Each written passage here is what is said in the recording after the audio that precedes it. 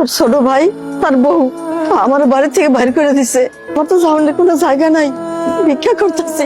আমি নাকি তোর ভাইয়ের কাছে বুঝা হয়ে গেছি, তোর ভাইয়ের শ্বশুর শাশুড়ি তারা বেড়াতে আইছে।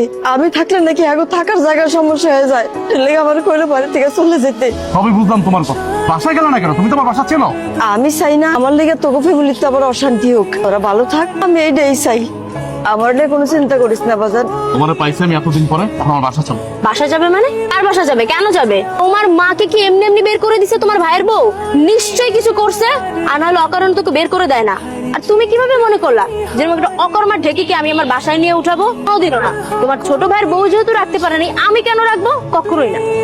আমার মা আমার বাসা যাবে, তোমার সমস্যা কি? আমি তো বুঝলাম না। আমার সমস্যা আছে। তোমার মায়ের গেটআপ দেখো, অবস্থা দেখো। আমাদের বাসায় আমার বাবা থাকে, আমার বাবার সামনে যদি তোমার মাকে নেই তো আমি কি বলবো তাকে যে কেন হুট করে এইভাবে ফকিন্নি ভিক্ষুক অবস্থায় নিয়ে আসছি? তখন এক্সপ্লেইন করবো আমার বাবার সামনে যে তোমার ছোট ভাই আর ছোট ভাইয়ের বউ তোমার মাকে ঘর ধাক্কা দিয়ে বের করে দিছে আর তুমি নিয়ে আশ্রয় দিছো। কিভাবে শ্বশুরের সামনে কথা বলবা? আমার বাবা যতদিন আমার বাসায় আছে, তোমার মা কেন, তোমার কোনো আত্মীয় স্বজন আমি নিবো না।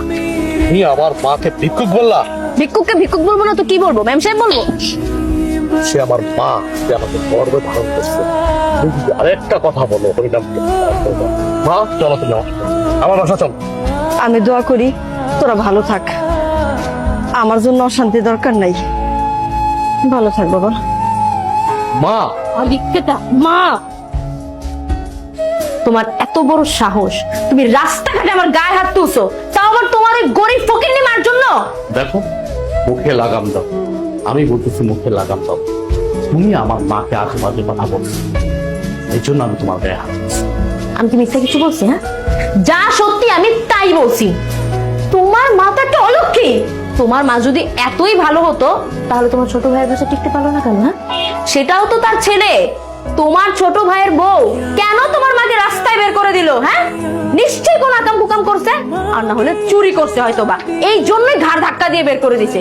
আর তুমি কিভাবে ভাবলা এরকম একটা চোরকে আমি আমার বাসায় নিয়ে আসবো? তাহলে আমি এক কাজ করি, তুমি আমার মাকে আজে বাজে কথা বলার আগে, তোমার বাপ তো আমাদের বাড়িতে থাকে তাই না, আমার কাছে থাকে, শ্বশুর বাড়ি থাকে। তোমার বাপ তো একটা নির্লজ্জ বেহাইয়া। এক কাজ করি, তোমার বাবাকে এই বাড়ি থেকে বের করো। তুমি কি বলছো সব? আমার বাবাকে বের করে দিবা মানে? কেন চুপ থাকবো? এখন লেগে গেছে না? এখন লেগে গেছে। নিজের বেলায় 16 আনার, পরের বেলায় 1 আনা না। শোনো, তুমি ভেবেছিও না আমি তোমাকে কখনো বলছি, এখনো বলি, এটা কিন্তু আমার কথা না। এই রাস্তাঘাটে যে মহিলাটা ভিক্ষা করতেছে, এটা কিন্তু আমার মা। আমি তার কারণে কিন্তু পৃথিবীতে আসছি। তুমি এত বড় বড় কথা বলতেছো। পারবে তুমি তোমার বাবাকে এই বাড়ি থেকে চলে যেতে? পাঠায় দিতে পারবে? তুমি যেমন পারবে না, ঠিক আমিও তেমন পারবো না। আমার মা রাস্তায় ভিক্ষা করতেছে, আমি এটা দেখবো? পৃথিবীর কোনো পুরুষ পোলা এটা দেখবে তাকায় তাকায়া? তার মাকে অবশ্যই বাসায় নিয়ে আসবে। তোমার মা তোমাকে জন্ম দিলেও আমার বাবা কিন্তু তোমার মায়ের থেকেও বড় দায়িত্ব পালন করেছে। হ্যাঁ, ওই ছোটবেলা থেকে সন্তানকে বড় করা এটা আহামরি কোনো বিষয় না, কিন্তু তোমাকে কিন্তু আমার বাবা চাকরি দিয়েছিল, যার কারণে তুমি এখন পর্যন্ত এই শহরে টিকে আছো। গ্রাম থেকে উঠে আসছিলা, ভুলে গেছো তুমি?